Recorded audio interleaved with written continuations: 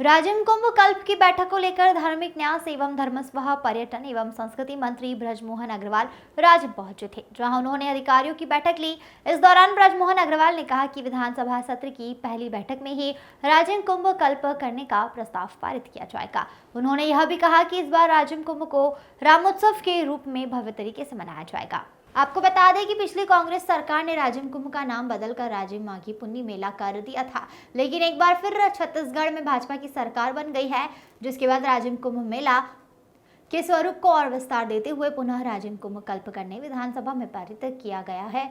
उन्होंने कहा कि अयोध्या में प्रभु श्री राम जी की प्राण प्रतिष्ठा बहुत ही भव्य तरीके से की गई है। छत्तीसगढ़ श्री राम जी का ननिहाल है, यहाँ पर राजिम कुंभ कल्प का भव्य आयोजन किया जाएगा। इस वर्ष राजिम मेला 2024 फरवरी से 8 मार्च तक होगा। प्रारंभिक तैयारियां बैठक में आज साधु संत, स्थानीय जनप्रतिनिधि एवं गणमान्य नागरिक सहित तीनों जिले गरियाबंद, धमतरी एवं रायपुर के अधिकारी कर्मचारी मौजूद रहे। Bureau report. देखिए, अब प्रभु रामलला आ गए हैं तो साधु संत भी बड़ी संख्या में आएंगे।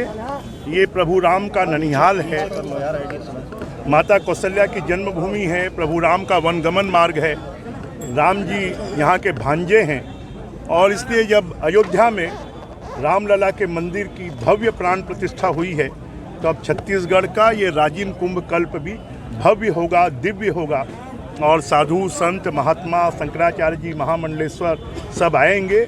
और क्योंकि समय कम बचा है, हर बार 3 महीने की तैयारी में होता है, इस बार 1 महीने की तैयारी में हम कर रहे हैं, तो हमारी कोशिश होगी कि उसके बाद भी यहाँ पर अच्छी से अच्छी व्यवस्था हो सके। अब आपको धीरे धीरे जानकारी मिलती जाएगी कि कौन कौन से रास्ते से।